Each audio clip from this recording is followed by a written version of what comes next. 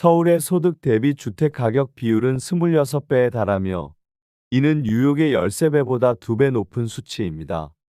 소득은 제자리인데 주택 가격만 끝없이 상승한 결과 젊은 세대는 주거 사다리에서 탈락하고 결혼과 출산을 포기하는 상황에 이르렀습니다.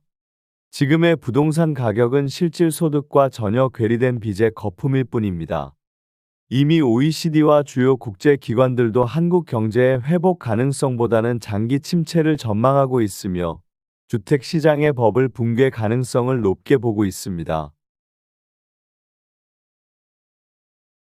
서울시 양천구 신월동에 위치한 목동 센트럴 아이파크 위브 아파트는 2020년 5월에 사용 승인을 받은 단지입니다. 이 아파트는 35개 동으로 구성되어 있으며 총 3,045세대가 거주하고 있습니다.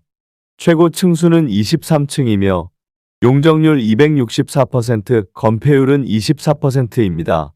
총 주차 대수는 3,542대로 세대당 1.16대입니다.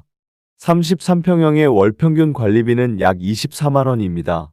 33평형의 공시가격은 6억 7,700만원, 보유세는 약 95만 30원입니다. 이 아파트는 2020년 당시 33평형 매매가가 6억 7천만원에서 최고 14억 3천만원까지 상승했으나 최근 2025년 3월 기준으로 10억 9천만원에 거래되어 최고액 대비 24% 하락했습니다. 주변 편의시설로는 하나로마트 1.2km, 아이파크몰 2.4km, 이마트 목동점 2.6km가 위치하고 있습니다.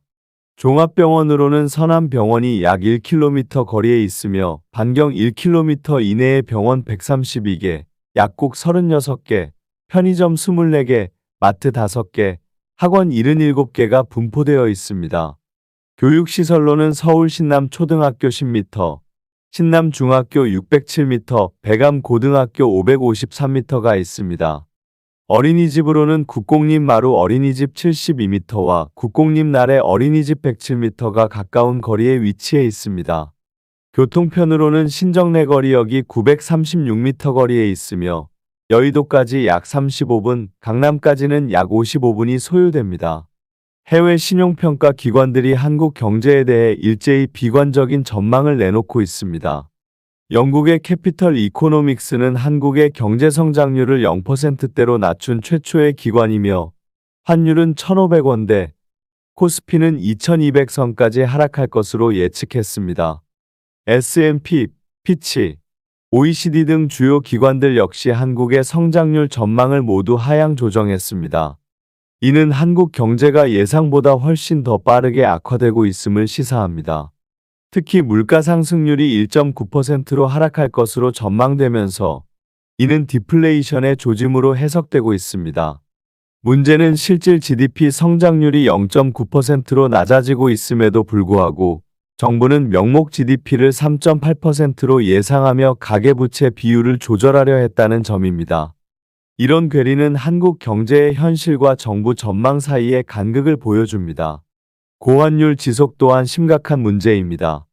환율이 오르면 수출에 유리하다는 통념과 달리 한국처럼 부가가치가 낮은 수출 구조에서는 오히려 기업들의 수익성 악화로 이어질 수 있습니다. 과거 외환위기 당시와 유사한 정황들도 나타나고 있습니다.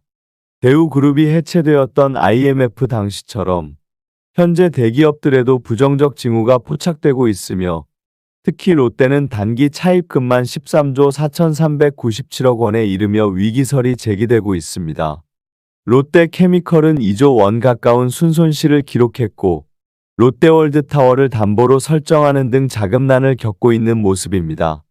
이런 상황에서 정부 고위 인사들은 국민들에게는 경제가 안정될 것이다라고 안심시키면서 자신들의 자산은 강달러, 미국 채권, 금, 해외 주식 등에 투자하며 위기에 대비하고 있었습니다.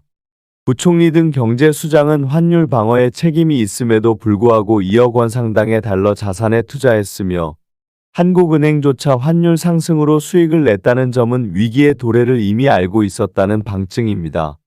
결국 자산 거품으로 인해 과도한 대출과 낮은 생산성이 이어졌고 이는 한국 경제 전반의 고정지출 증가로 이어졌습니다. 내수와 수출 모두 침체된 상황에서 경제는 회복되기는커녕 점점 더 악화되고 있습니다.